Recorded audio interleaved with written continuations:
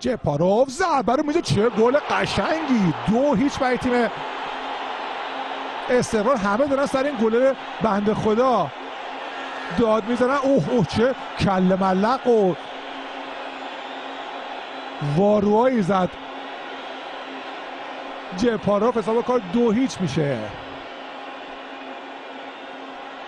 فکر کنم پشت دفاع قشنگ جا گرفته بود صدقیان. 2-0 میشه حساب کار به گل زیبایی که جپاروف به ثمر رسوند. اگه نمای پشت دروازه داشته باشیم ببینیم چرا اینقدر همه رفتن سر این گل جوان تیم سپاهان فریاد میزدن. ضربه رو که خیلی خوب زد.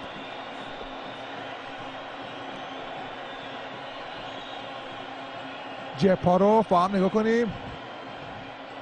فکر کنم دقیقا پشت دیوار جاگیری کرده بود.